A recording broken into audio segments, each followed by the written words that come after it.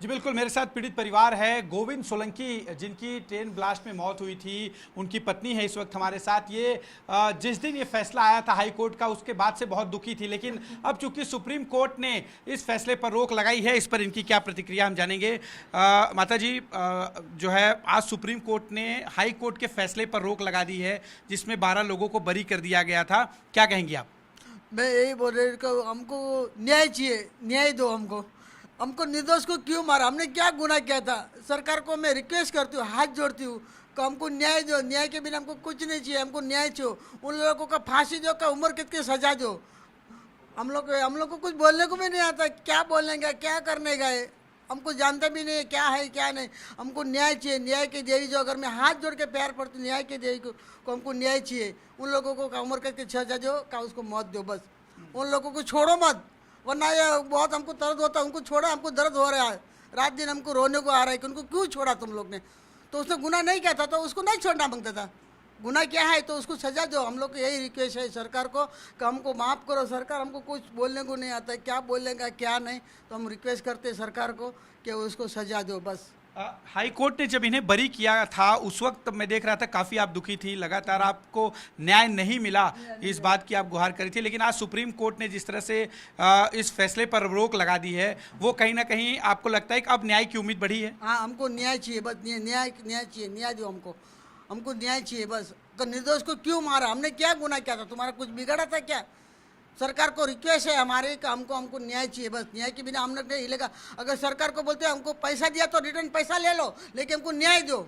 देखिए, बहुत बड़ी बात कह रही हैं कि पैसा जो मुआवजे के तौर पर दिया गया था वो सरकार चाहे तो ले ले, लेकिन इन्हें न्याय चाहिए। हाई कोर्ट के फैसले के बाद बहुत दुखी थी, लेकिन सुप्रीम कोर्ट के फैसले के बाद इन्हें उम्मीद जागी है। गोविंद सोलंकी के बेटे इस वक्त हमारे साथ हैं। कितनी जो है इस फैसले पर जो है कितनी बड़ी राहत देख रहे हैं, क्योंकि 12 आरोपियों को जिन्हें निचली अदालत ने दोषी ठहराया था, अब सुप्रीम कोर्ट ने उस फैसले पर रोक लगा दी है हाई कोर्ट के। क्या कहेंगे? सर, हम तो चाहते हैं कि अभी जो फैसला जो सुप्रीम कोर्ट ने दे रहे, हमें भी लग रहा है कि सुप्रीम कोर्ट भी फैसला पे अच्छा फैसला सुनाएगी, उनको मौत की सज़ा देंगी, फांसी की सज़ा उन लोग देंगे। हम चाहते हैं कि फांसी की सज़ा मिले, ताकि जो आरोपी जो गुनहगार जो मरे इस ट्रेन के ब्लास्ट में, वो बाकी दूसरी बार ऐसा ना हुए। गोविंद सोलंकी के बड़े बेटे हैं, जिन्होंने सबसे पहले गोविंद सोलंकी का पार्थिव शरीर देखा था, छलनी हुआ पार्थिव शरीर जो मीरा रोड के एक अस्पताल में था उस वक्त। ये बताइए कि जब आप पहली बार अपने पिता को आपने मृत अवस्था में देखा, उस वक्त बहुत ज़्यादा दुखी हुए होंगे, और आज जब हाई कोर्ट का फैसला 2 दिन पहले आया था तब बहुत दुखी थे आप। मैं उस दिन बात कर रहा था आपसे। आज सुप्रीम कोर्ट के इस निर्णय पर क्या कहेंगे? निर्णय तो वही चाहिए हम लोग को, जो हम लोग अभी भुगत रहे सजा। जो हम लोग ने गुनाह नहीं किया, वो गुनहगार जो है उन लोग को सजा मिले, बस। अभी उन लोग को गुनहगार को सजा दो और फांसी दो, और जो गुनहगार नहीं है तो वो कहाँ पे है गुनहगार वो लोग? और मेरे पिता, देखिए, ये इनके पिता की तस्वीर है। और आपको एक बात और बता दूं, 21 जुलाई को जिस दिन हाई कोर्ट ने फैसला दिया था, उसी दिन गोविंद सोलंकी का जन्मदिन था। परिवार ये सोचकर और भावुक हो रहा था कि उनके पिताजी का जिस दिन जन्मदिन है, उसी दिन हाई कोर्ट ने 12 दोषियों को, जो निचली अदालत से दोषी करार दिए गए थे, उन्हें बरी कर दिया था। लेकिन अब सुप्रीम कोर्ट ने बड़ा फैसला लेते हुए साफ तौर पर सभी दोषियों को नोटिस जारी करने के लिए कहा है और हाई कोर्ट के फैसले पर रोक लगा दी है। परिवार चाहता है कि उन्हें न्याय मिले।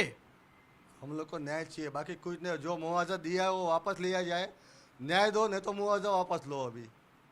अच्छा, आप मुआवजा देने के लिए तैयार हैं, लेकिन अगर न्याय नहीं मिलेगा तो आपका जो है जो विरोध है वो जारी रहेगा? हाँ, वो जारी रहेगा। हमारा घर भी बेच के वापस दे देंगे पैसे, तो हम लोग को न्याय दो अभी। उस दिन क्या हुआ था, थोड़ा सा मुझे बताइए कि जिस दिन ये घटना हुई थी। उस दिन तो मैं पिताजी को 12 बजे मैं खुद मिलने गया था उनके ऑफिस में। तो उन्होंने बोला तू घर पे जा, मैं तेरे लिए कुछ करेगा, अच्छी नौकरी दिलाएगा तेरे को।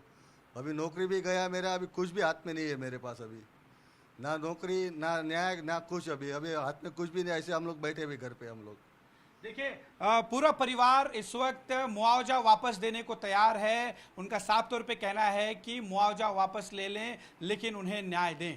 कैमरा पर्सन आसिफ के साथ अश्विन पांडे, जी मीडिया, मुंबई।